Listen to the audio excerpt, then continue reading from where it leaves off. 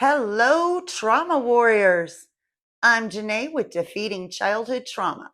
And today I want to talk to you about the cluster B personality disorders: narcissistic, histrionic, borderline, antisocial, and one more you might not have heard of because it was removed at the publication of DSM-5, passive aggressive personality disorder.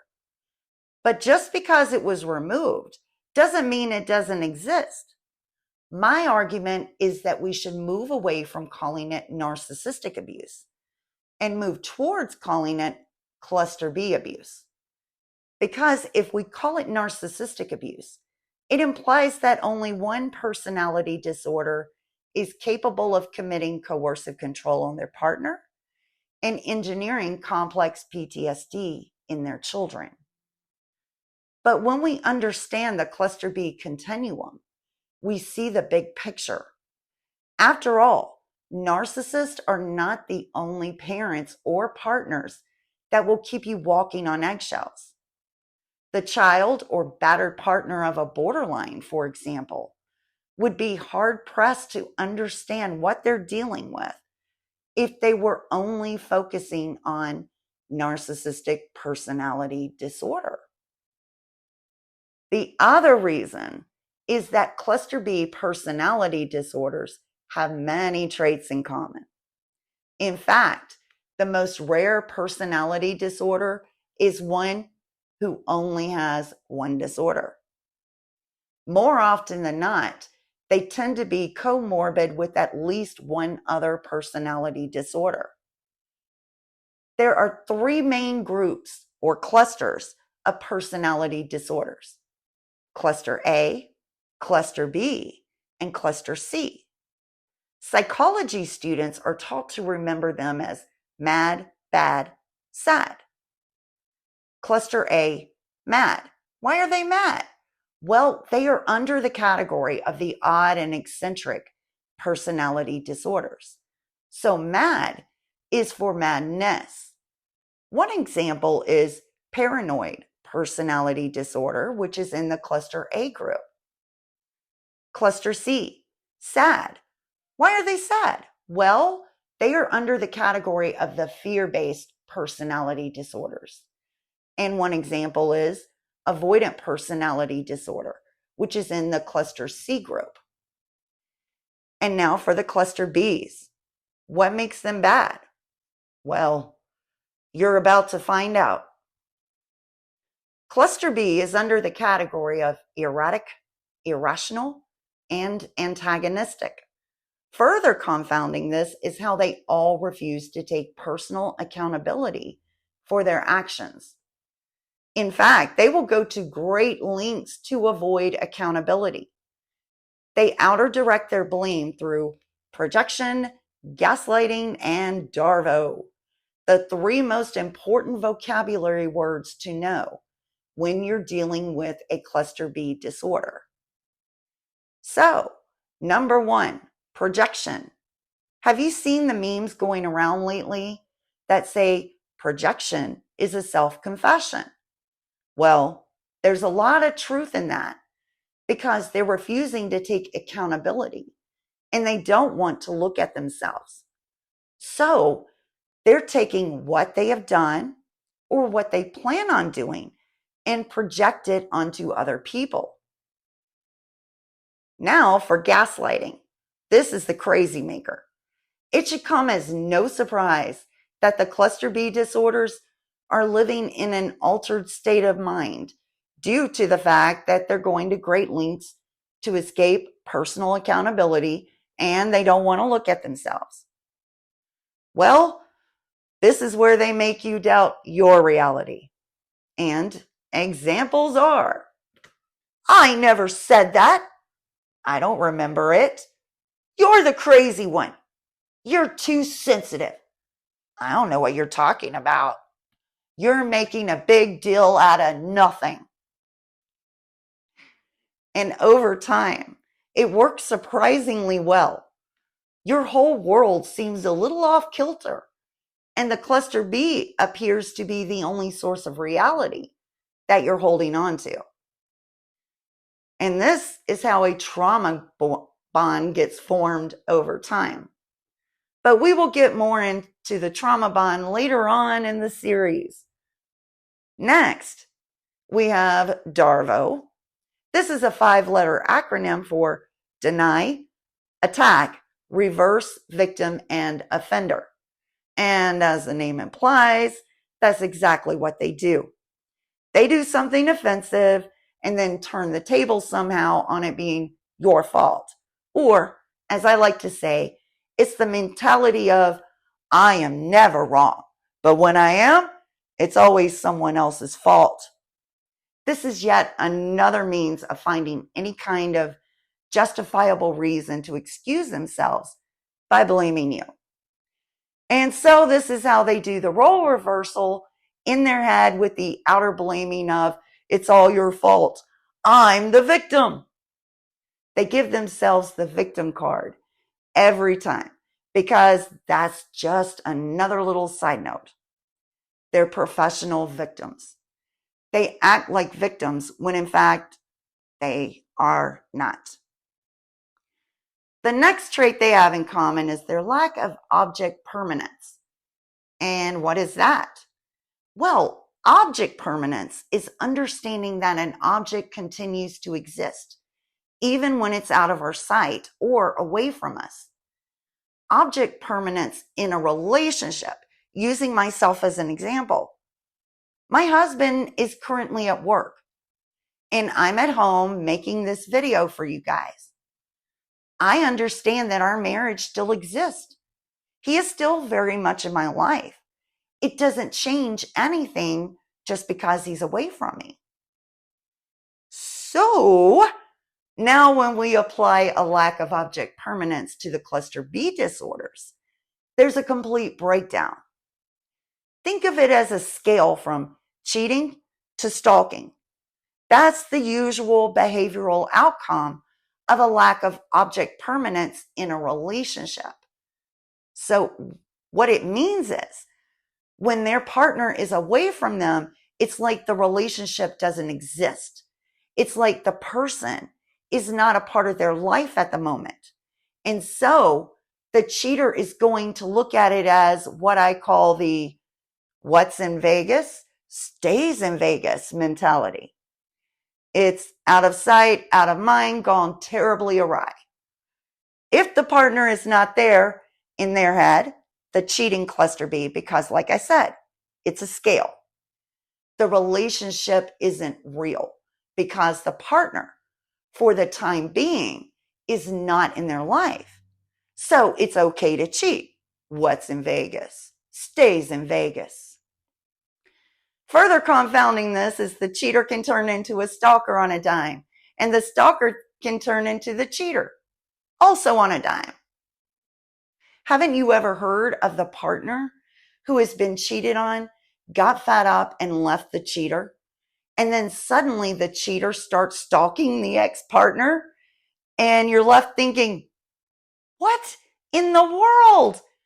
This person has been neglecting their partner all this time, cheating on them as if they didn't even care about the relationship. And now, just because the partner has gotten fed up and left them, now they're resorting to stalking and threatening and all of that other behavior? Well, see, now we have a name for it. The cluster B continuum. So they'll also cycle right back to DARVO. If they're caught cheating, oh, you neglected me. I feel so alone. It always cycles back to DARVO in some way, where they find all these justifiable reasons under the sun for doing what they did. See what I did there? Now let's look at the scale from the stalker's perspective. Their lack of object permanence. When their partner is away, they become desperate for the person. So there's going to be constant text, phone calls, checking in, and an explosion of emotion dysregulation when their partner can't call them back right away or answer a text immediately. And it is not at all uncommon to see a series of text messages that the partner never even had a chance to respond to. It looks like they're having a conversation with themselves. That's them having a fit because the partner is not fulfilling that lack of object permanence need. And no, this is not victim blaming at all. This is helping you make sense out of the senselessness. And the other thing, a stalker will find a reason to be where the partner is. And they often use the excuse that sounds good on paper, except in actionable behavior, it's different. They'll say something like, I just want to be included in your life. But what they really mean is they want to act out in ways that will exclude the partner from their friends, their family, and even their coworkers. And what is it we know about the stalker? It's that other people tend to be in even more danger than the person they are stalking. The stalker sees other people as threats to the relationship they have with their partner. Which brings us to the next point. They're jealous. They all have different ways of exercising and feeling their jealousy. Jealousy of their partner, jealousy of other people's success, other people's joy, jealous of their own child's individuality. And so they want to act and speak in ways that steal other people's joy, other people's success, and individuality in any way possible so that they can feel better because they are that insecure on the inside. Now we're moving into the hypocrisy territory of the cluster B continuum. They hate boundaries, or better put, they hate other people's boundaries. It's okay for them to set the rules, but those same rules don't apply to them. You don't get the boundaries. If they want to set one, it's okay. But if you set a boundary, well, they have questions. A major tell right here. A lot of people, they get hooked into the love bombing stage. Like, oh my God, this person really, really is into me. Could be a red flag if they're demanding more and more intimacy. What they're really saying is, I don't want boundaries. And that is a dangerous sign. You're dealing with a dangerous person who hasn't yet fully unmasked. That's the best advice I can give you. And also, the fastest means of finding out if you're dealing with a cluster B is to set a boundary and see how they react.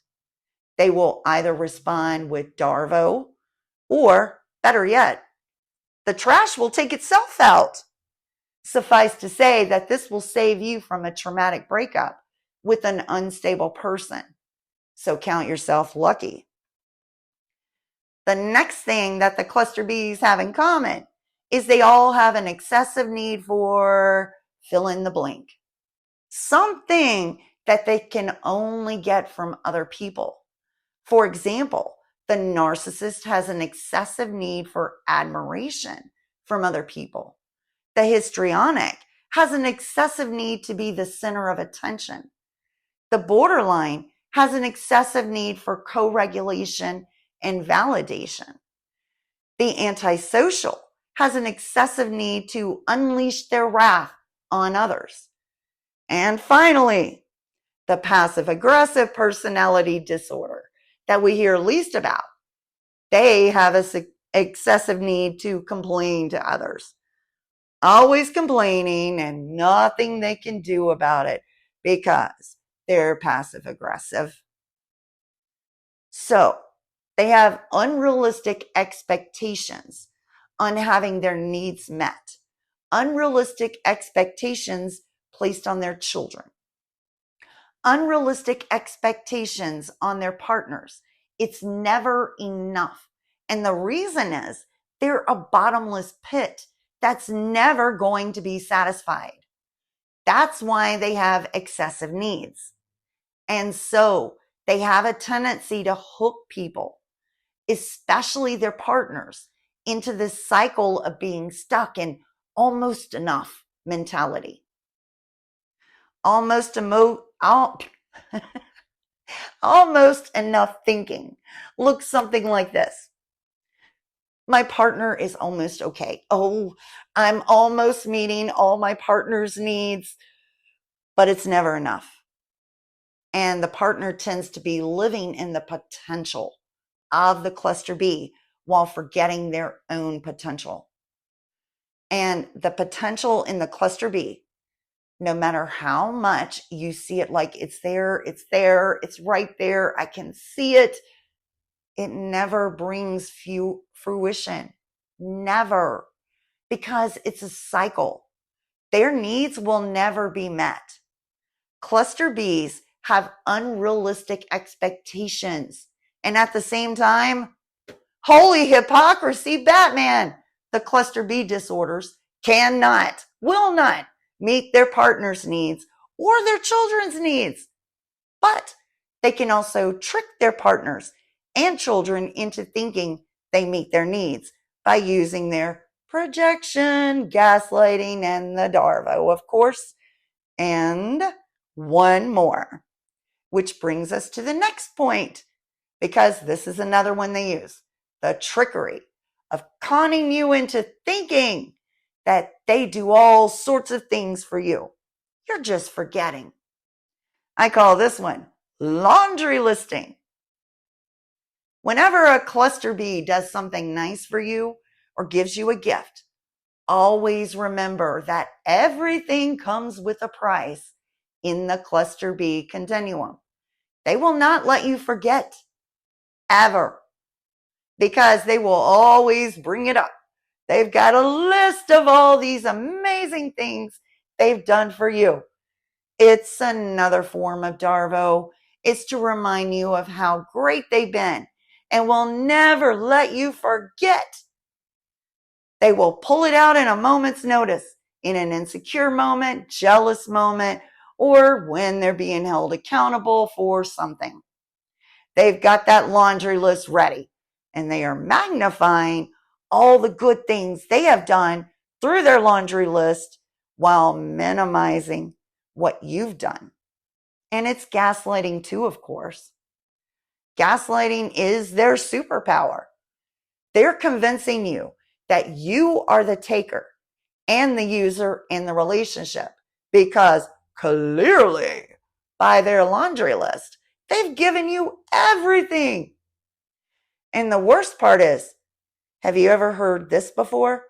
The saying that the most convincing liar is the one who believes their own lies. Well, in the case of the cluster B, that's exactly what's going on.